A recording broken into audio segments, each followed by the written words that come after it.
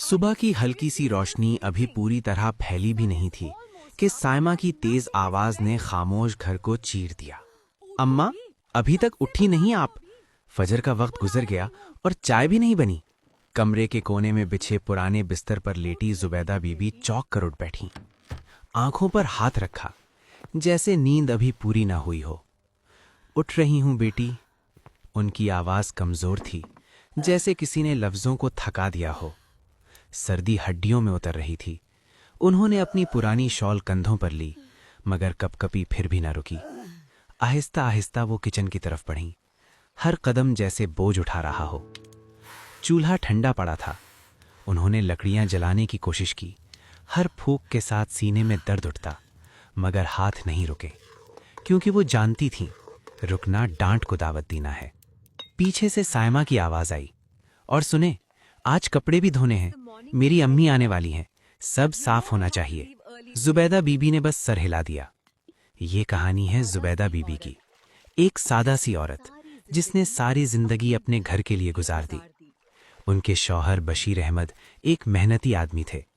छोटा सा कारोबार था, मगर इज्जत बहुत थी।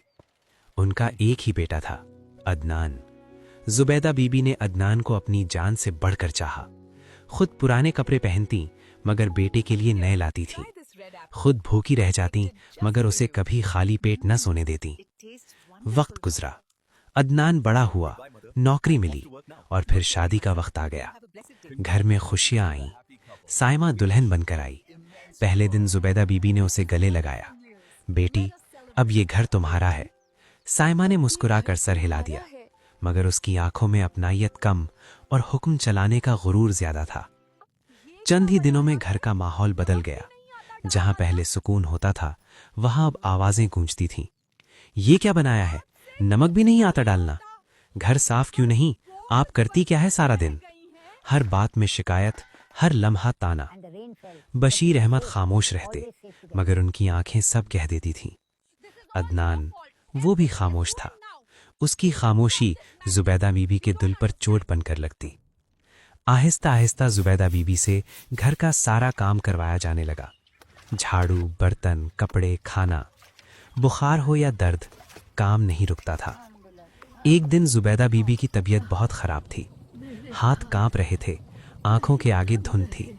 रोटी बनाते हुए तवा हाथ से छूट गया। साइमा चीखी, आपसे कुछ नहीं होता, बस बोझ बनकर रह गई हैं। जुबैदा बीबी ने अदनान की तरफ देखा। आंखों में एक सवाल था, क्या मैं वाकई बोझ हूं? मगर अदनान ने नजरें झुका ली। उस दिन जुबैदा बीबी का दिल टूट गया। रात को वो बशीर अहमद के पास बैठी आहिस्ता आहिस्ता रो रही थीं। जी, अब ये घर अपना नहीं लगता। बशीर अहमद ने उनका हाथ थामा। सब्र करो जुबैदा, सब ठीक हो जाएगा। मगर शायद सब ठीक होने वाला नहीं था। चंद दिन बाद बात हद से बढ़ गई। साइमा ने गुस्से में आकर कहा, या तो ये बूढ़े इस घर में रहेंगे या मैं। घर में खामोशी छा गई। अदनान सर झुकाए खड़ा था। बशीर अहमद ने गहरी सांस ली। हम चले जाते हैं, तुम लोग खुश रहो।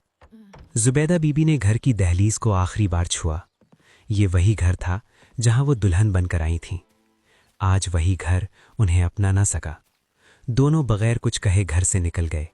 न कोई मंजिल, न कोई सहारा।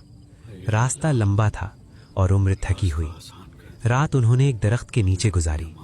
सर्दी थी, मगर साथ था। कई दिन चलने के बाद वो एक छोटे से गांव पहुंचे। वहां एक खाली जगह पर उन्होंने झोपड़ी बना ली। जिंदगी दोबारा शुरू हुई। सादा जिंदगी, मगर सुकून भरी। जुबैदा बीबी सब्जियां उगाती, बशीर अहमद मजदूरी करते। दोनों मिलकर गुजारा करते। एक दिन एक नौजवान वहां आया। उसका नाम हमजा था। वो शहर से आया था, मगर आंखों में तन्हाई थी। उसने उनकी कहानी सुनी और खामोश हो गया। फिर बोला, अगर आप इजाजत दें तो मेरे साथ चलें।